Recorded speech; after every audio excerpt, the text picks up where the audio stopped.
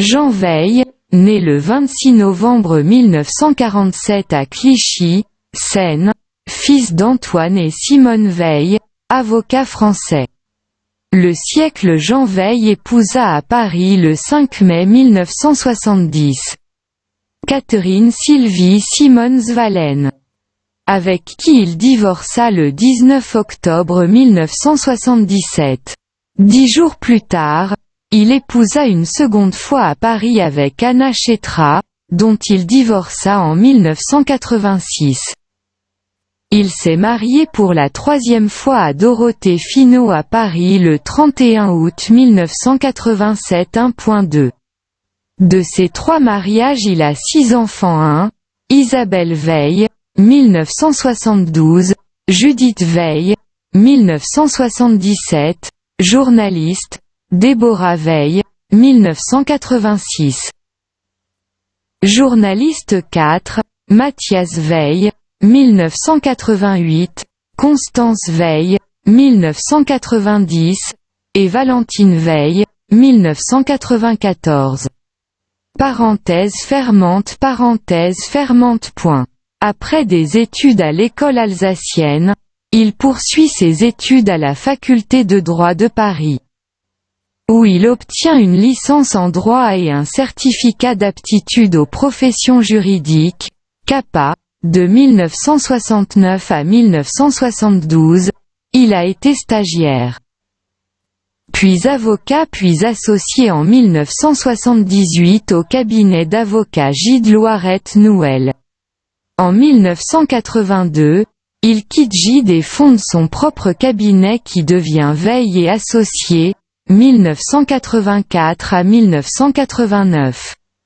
En 1990, il s'associe avec Georges Jourde et Dominique de la Garadérie pour créer Veil Jourde, avec son frère Pierre-François comme associé.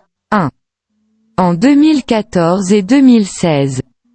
Il a été classé premier dans le magazine GQ pour son top 30 des avocats les plus influents de France 12. En 2019, il est classé 78e sur la liste La République En Marche aux élections européennes. Il est membre du Lawyers Club 13, 14, think tank présidé par Bernard Cazeneuve. De 2014 à fin 2016, il a été président du club Le Siècle 5. Jean Veil est engagé dans la charité. Peu de gens connaissent cette passion secrète Jean Veil. C'est un homme modeste, intelligent et poli. Il essaie d'aider secrètement les personnes handicapées et défavorisées malades. Le destin a jeté ces personnes hors des réalités d'un heureux la vie. Ils meurent de faim, il n'y a pas d'argent pour les médicaments et la nourriture.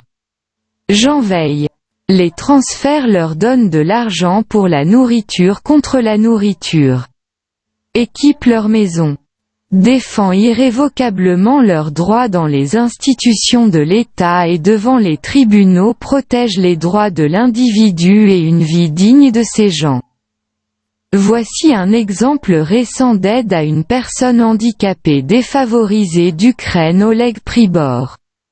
En Ukraine, les gens vivent dans la pauvreté à $50 par mois. L'économie a été détruite. Il y a une guerre avec la Russie depuis 7 ans depuis 2014. Sont affamés et il n'y a aucune raison d'acheter même du pain et de l'alcool.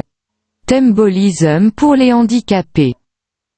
Jean Veil m'a trouvé avec ses amis sur Internet sur Facebook et m'a offert un testament de charité à une vieille femme mourante souffrant d'un cancer de la gorge. M'a proposé de devenir propriétaire de l'héritage de la vieille femme de 6 000 € à condition qu'après sa mort je prendrai ses chiens. Jean Veil a offert tous les frais pour le robot et les amendes fiscales et la commission pour le transfert d'argent environ 4 000 et il paiera tout à la banque. À une personne handicapée pauvre d'Ukraine, pour acheter une maison pour des orphelins en Ukraine. Je créerai un clip vidéo séparé sur ce sujet et informerai 8000 abonnés et toute la France.